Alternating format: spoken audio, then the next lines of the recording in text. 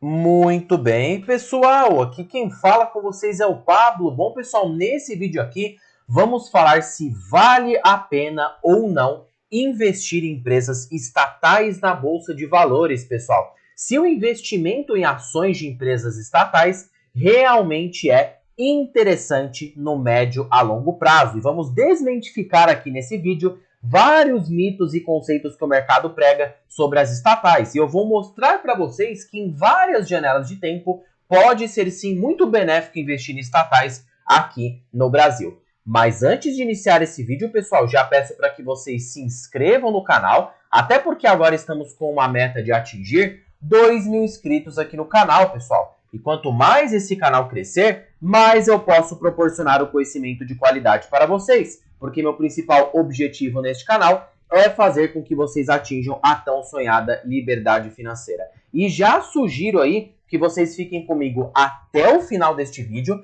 porque duas dessas estatais que eu vou citar para vocês têm um potencial imenso de valorização acima de 100%, inclusive de pagar um dividendo acima de 60%, tá? Então fiquem comigo para vocês saberem quais são essas joias raras. Por isso, pessoal, já peço a sua inscrição aí embaixo, se inscrevam no canal, compartilhem esse vídeo, deixem nos comentários sugestões e macetem o dedão no like, porque ajuda muito aí no engajamento. Sem mais enrolação, pessoal, realmente o investimento em empresas estatais aqui no Brasil acaba sendo passado para nós investidores como algo assim ruim, né? Temos vários especialistas falando que empresas estatais acabam por ter aí uma dinâmica ruim de operar no mercado, justamente por ter aí o governo como seu principal controlador. E o maior temor do mercado é que esse tipo de empresa seja usada para outros fins que não seja a finalidade de geração de lucro para os acionistas, e sim fins sociais e outros fins que não vão ali proporcionar para a empresa um bom crescimento no médio a longo prazo, tá? Por isso aqui que nesse vídeo vamos aí desmentificar, né, como vamos aí tratar as estatais no mercado financeiro. O primeiro ponto, pessoal, que eu gostaria de destacar para vocês é que empresas estatais, além de serem controladas pelo governo, pessoal, elas enfrentam sim alguns desafios, tá? Por isso que o mercado acaba precificando elas a um nível mais baixo. Por exemplo, temos aqui desvantagens e vantagens. Antes da gente falar sobre essas ações de estatais, a performance delas ao longo do tempo, vamos destacar as principais vantagens e principais desvantagens aqui. Claro, aqui temos ali a visão do mercado e um pouco da minha visão que eu misturei aqui no bloco de notas, tá? Bom, como vocês podem perceber, quais são as vantagens de se investir em empresas estatais? Primeiro, renda passiva. Eu não discordo desse ponto de vista com o mercado financeiro.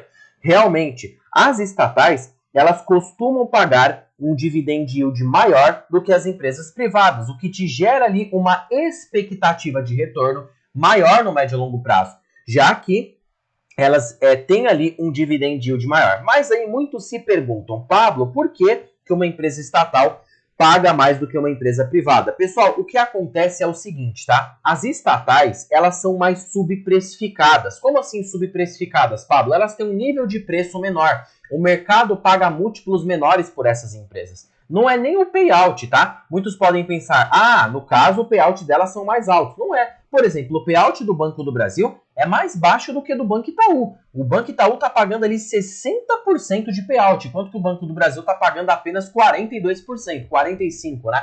Para ser mais exato. Mas, mesmo assim, o Banco do Brasil continua com um dividendo ainda maior que o Banco Itaú. Por exemplo, o Banco do Brasil pagou aqui nos últimos 12 meses 10,75%, enquanto o Itaú pagou 8,97%. Quer dizer, um provento de 1,20% percentual a mais, tá? Isso nos dá ali uma premissa do quê? De por elas serem mais subprecificadas, o mercado, no caso o provento dela, fica mais elevado. Por isso que as estatais pagam mais, porque a descrença do mercado é tanta que aí a renda passiva acaba compensando. Então olha só que legal, vamos pegar aqui Banco do Brasil hoje, pessoal, a gente mede isso pelo indicador preço-lucro, tá? Para que a gente tire ali o provento da empresa. Por exemplo, hoje o Banco do Brasil tem ali um lucro líquido projetado de 37 bilhões, tá? Se nós pegarmos o valor de mercado hoje do Banco do Brasil e subtrairmos pelo lucro dele projetivo, temos ali então 3,75 de preço sobre lucro, tá? Se a gente utilizar aqui a relação do inverso do preço sobre lucro no Banco do Brasil, nós temos ali que se o banco pagar 45 de payout, ele pode tirar 12% de forma líquida em dividendos, tá? Agora, vamos utilizar essa lógica no Banco Itaú. Olha só, o Banco Itaú está cotado a 6,76 vezes lucro, tá? Já o projetivo, porque ele projeta lucrar 40 bilhões. Então, o lucro está 3 bilhões superior do que do Banco do Brasil. Se nós pegarmos hoje o valor de mercado do Banco Itaú, que fica ali em torno hoje de 282 bilhões de reais, e subtrairmos ali, né, pelo lucro, temos um PL de 7,5 vezes, pessoal. Então perceba que o PL está até mais alto do que o PL ali do investidor 10, tá? Se nós utilizarmos aqui a relação do inverso do preço sobre lucro, 1 dividido por 7,5, temos ali 14,1%. O banco paga ali 60% de payout, então a gente pode projetar um pagamento de 8,5% para o ano de 2025. Então, olha só, o Banco do Brasil, mesmo tendo um payout inferior, está pagando mais do que o Itaú. Por quê? Porque o Itaú, pessoal, ele é mais precificado, ele tem uma relação PL maior, tá? O mercado acaba pagando mais caro, por quê? Porque é uma empresa privada, não tem risco de ingerência política, tá? E isso acaba trazendo para nós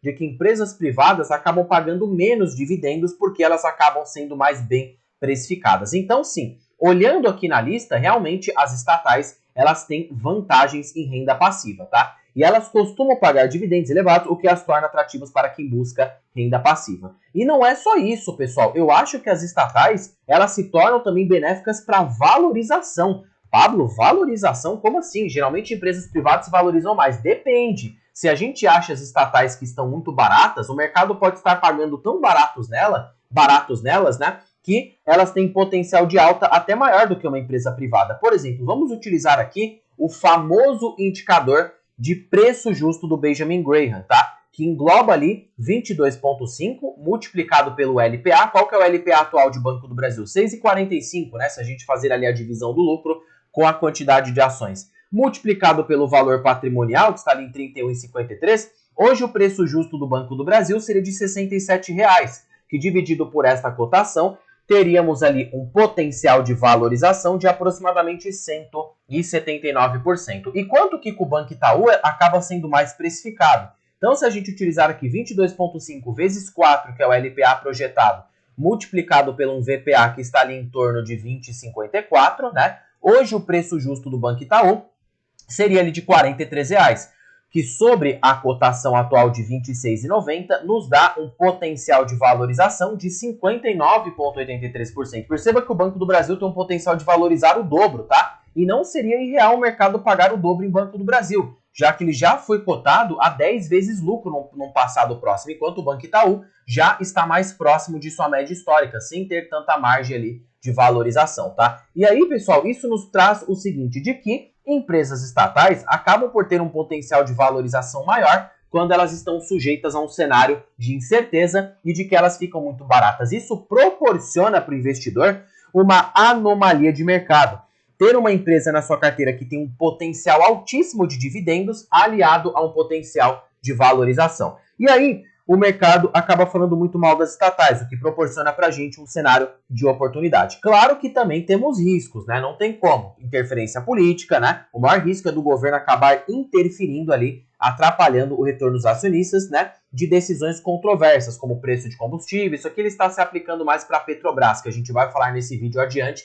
Por isso que fiquem comigo até o final do vídeo, porque eu vou citar aí cada uma das ações e os seus potenciais respectivos, tá? Enquanto que empresas privadas têm mais autonomia, né, para tomar decisões ali em prol da lucratividade dos acionistas. Empresas estatais não, elas têm que ser vantajosas, mas aí é que mostra uma grande questão, tá? Eu particularmente gosto muito de estatais, por quê? Porque esse risco de interferência política a gente pode controlar no preço. Se a gente pagar muito barato, por exemplo aqui no Banco do Brasil cotado a 3,7 vezes lucro, nós meio que neutralizamos, entre aspas, o risco político, porque você está pagando barato numa empresa. E o Banco do Brasil, mesmo com todas as interferências, ele não é um banco 100% estatal. Ele tem ali, obviamente, 50% de participação da União. E o resto está em mãos de acionistas privados, capital estrangeiro, fundos institucionais. Então, de fato, ali, o governo não consegue simplesmente fazer o que quer. E hoje, por estar muito barato proporcionar uma boa renda passiva e crescer o seu lucro no médio e longo prazo, eu acho que sim faz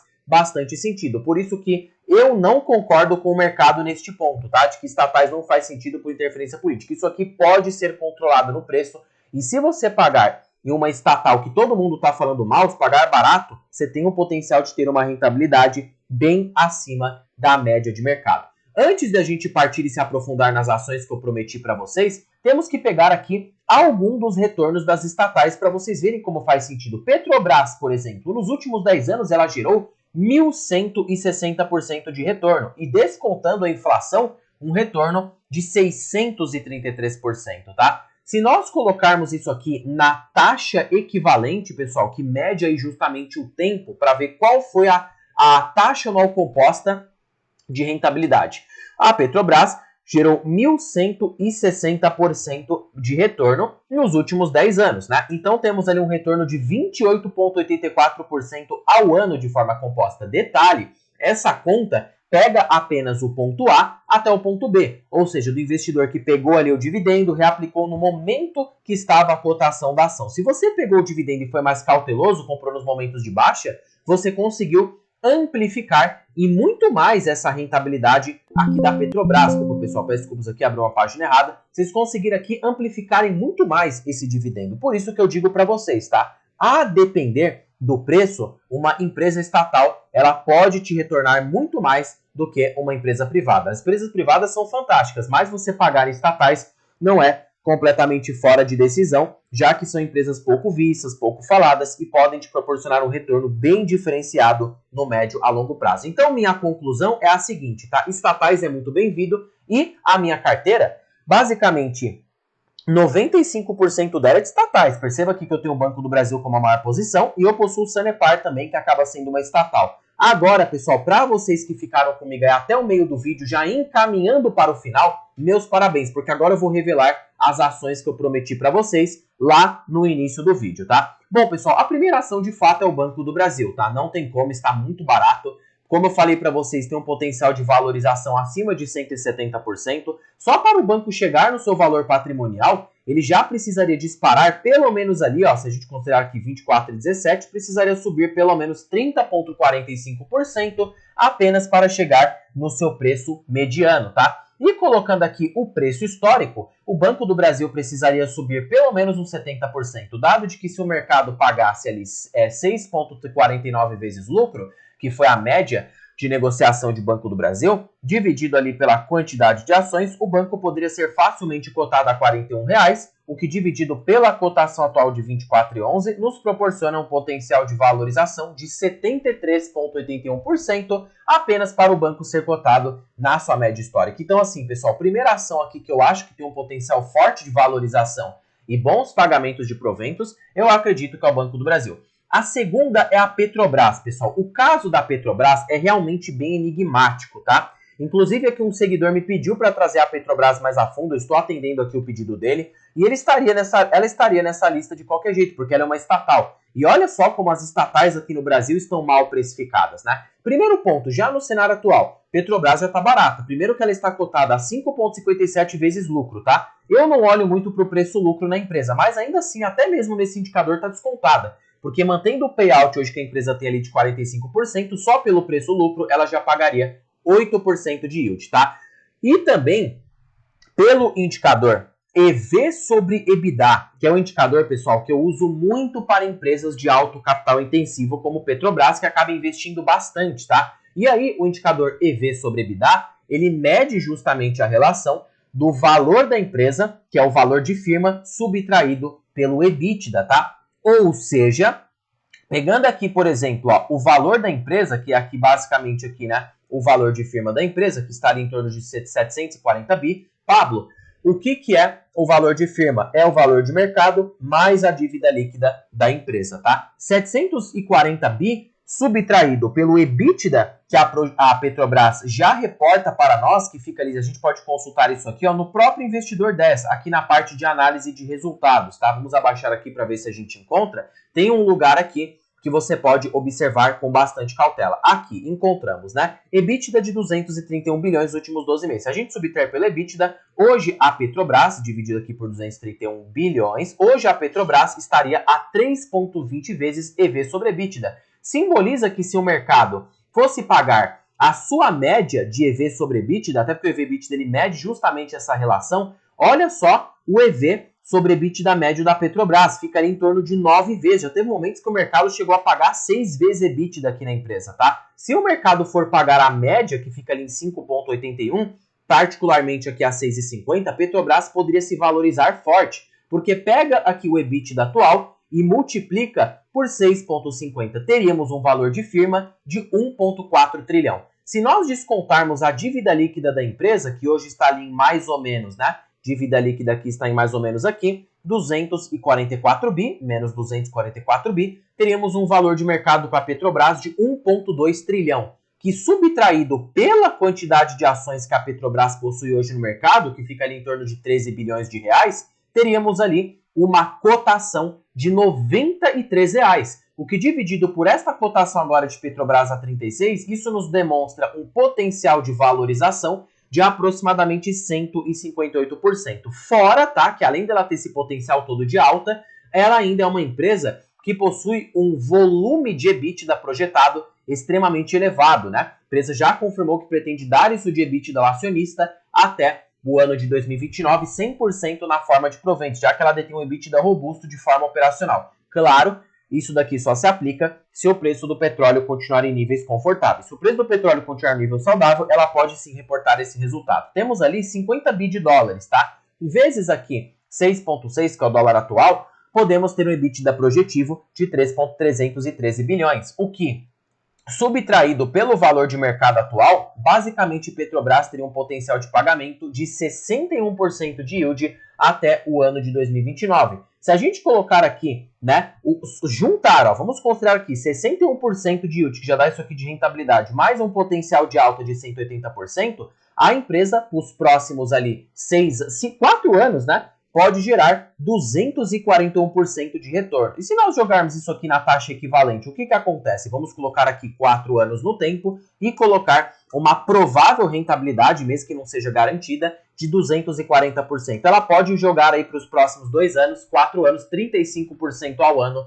de rentabilidade. Por isso que tem muitos bilionários que estão se posicionando forte na Petrobras, principalmente um famoso que eu já citei para vocês aqui no canal, inclusive tá lá nas playlists para vocês assistirem, é Bilionários da Bolsa, o Juca Abdala, que ele detém ali, né, 60% da carteira dele, 70% está em Petrobras. Por quê? Porque ele vê ali um potencial bastante elevado no médio a longo prazo, tanto de valorização como de bons pagamentos de dividendos no médio a longo prazo, tá? E aí a Petrobras é o quê? É uma estatal. Aí eu te mostro, o mercado te apresenta esses pontos? Claro que não, porque o mercado, pessoal, não quer te mostrar a verdade, ele quer lucrar com taxas de performance, então ele prefere manipular você para ficar investindo em empresas mais precificadas porque fica mais fácil atrair sua atenção, tá? Tudo é um jogo de comunicação, você precisa aprender a sobreviver, né? E aí o investidor que é bem informado consegue identificar essas oportunidades e se aproveitar delas quando o mercado proporciona uma anomalia de preços, tá? E a última ação aqui dessa lista, que eu acredito também que tem um potencial gigantesco, tão grande quanto o da Petrobras, inclusive, é a Sanepar. E a Sanepar, por que me atraiu, tá? Por conta desse potencial. Sanepar, eu tenho ali 609 ações da empresa, não é uma quantidade tão alta, tá? Representa ali 2,98% da carteira. Mas a Sanepar, ela veio começar a me dar um ponto de compra pelo seguinte. Ela tem ali para receber da União Federal um valor de 3,9 bilhões. Se a empresa decidir pagar isso aqui em dividendos só com o valor de mercado que ela tem atual hoje ali na Bolsa de Valores, isso já nos proporciona um potencial de dividendos de aproximadamente 46,1%, pessoal, de forma líquida, tá? E isso aí pode fazer com que a empresa pague sim um dividendo extraordinário. E mesmo assim, mesmo que a Sanepar não pague este valor na forma de proventos, ela pode integrar esse valor no patrimônio líquido. 3,9 bi mais ali 10,56 bilhões, teríamos um novo patrimônio líquido de 14 bi, que subtraído pela quantidade de ações da empresa, né, teríamos ali 9,57 de valor por ação, que na cotação que ela se encontra agora, de 5,62, que eu acredito que está barata, subtraído por 9,37, temos ali então o quê? Um preço sobre valor patrimonial de 0,59, o que poderia fazer com que a Petrobras a Sanepar disparasse facilmente 50% para chegar no seu VPA mínimo, tá? É uma empresa que, além de ter esse potencial camuflado, eu acredito que também segue barata nos cenários atuais, já que ela segue abaixo do valor patrimonial. O valor patrimonial dela fica aqui em 6,99, né? Dividido pela cotação atual. Só para ela chegar no valor patrimonial dela, ela já precisaria se valorizar ali uns 24% no mínimo, tá? E se nós utilizarmos o indicador de preço justo aqui na empresa, 22,5 vezes um LPA, que está ali em torno de 1, né? O LPA aqui da empresa, quase 1, vezes ali o VPA, né? Ou seja, 22,5 vezes um LPA de 1, vezes um VPA de quanto, pessoal? De aproximadamente 6,99. Temos um preço justo de 12,54. Se a Sanepar engatasse um ciclo de alta e fosse ser cotada ali pelo seu preço justo, tá? Poderíamos ter uma empresa cotada a mais ou menos ali